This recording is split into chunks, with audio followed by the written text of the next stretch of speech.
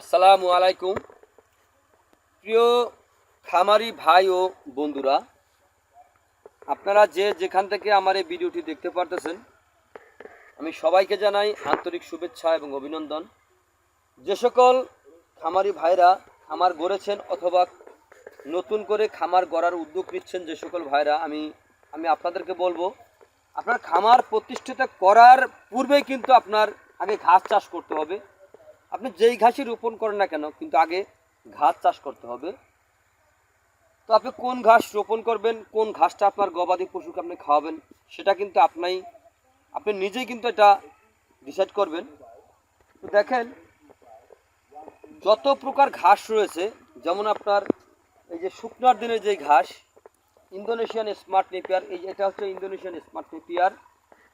তো আরও রয়েছে আপনার জারা ওয়ান হাইব্রিড ঘাস, অথবা আপনার অজানা হাইব্রিড ঘাস, এটা হলো বর্ষার সময় খাওয়ানো যায়, অথবা জার্মান হোয়াইট হাইব্রিড ঘাস। এই দুটো হলো আপনার বর্ষার, মানে পানি যে সব জমিতে পানি আটকিয়ে থাকে ওই সকল জমিতে আপনি ঘাসটা রোপণ করবেন।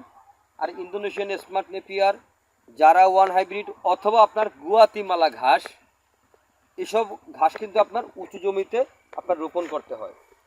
তো আমি যেই জমিতে দাঁড়িয়ে আছি এখন, এই বর্তমানে যে জমিতে আমি দাঁড়িয়ে আছি, এই জমিটা কিন্তু নিচু জমি।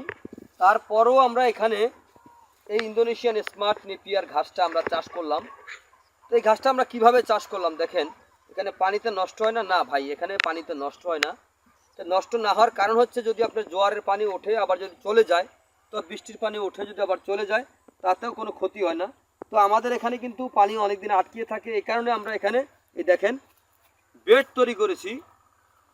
বেড মানে এখান থেকে মাটি তুলে এই পাশে আর এই পাশে দিয়ে, দেখেন আমার হাঁটুর নিচে গর্তগুলা, আপনার 1 ফুটের মতো জায়গা ইয়ে করে এই দোনো পাশে মাটি দিয়ে আমরা বেড তৈরি করেছি। বেড তৈরি করে তারপর আমরা এখানে রোপণ করেছি। তো দেখেন, এই ঘাসটা এই যে বর্ষা গেল কিন্তু তাতে কোনো ক্ষতি হয় না। এই যে দেখতে পাচ্ছেন ঘাসটা রয়ে গেছে। এই ঘাসটা আমরা এই বর্ষার সময় রাখি। এই যে ঘাসটার যে বয়স, মানে বয়স যদি বেশি না হয়, তাহলে কিন্তু আমরা কাটিং কিন্তু আপনার হয় না, পরিপক্ক কাটিং কিন্তু হয় না। পরিপক্ক কাটিং যদি আপনি সংরক্ষণ করতে যান, তাহলে ওই ক্ষেত্রে আপনার সর্বনিম্ন বয়স হলো 5 থেকে 6 মাস পর্যন্ত আপনার বয়স হতে হয়, তার আগে কিন্তু হয় না। তো এই দেখেন, এখানে যে ঘাসগুলো দেখতে পাচ্ছেন, এখানে এই ঘাসগুলো কিন্তু বর্ষার সময় কিন্তু এই ঘাসটা এই জমিতেই ছিল। এই যে 2 মাস আগে যে বর্ষা গেল, বর্ষার সময় কিন্তু এই ঘাসটা কিন্তু এই জমিতেই ছিল। তো দেখেন এখন এই ঘাসটা কি অবস্থায় আছে। এই ঘাসটা কিন্তু অনেক সুন্দর একটি ঘাস হয়ে আছে। তো যদি আপনারা এই ইন্দোনেশিয়ান স্মার্ট নেপিয়ার ঘাস গরু কিংবা ছাগলের জন্য যদি আপনারা রোপণ করতে চান, তাহলে আমার স্ক্রিনে দেওয়া নাম্বারে যোগাযোগ করবেন। আমার এই নাম্বারে ইমো অথবা হোয়াটসঅ্যাপ আছে, চাইলে যোগাযোগ করতে পারেন।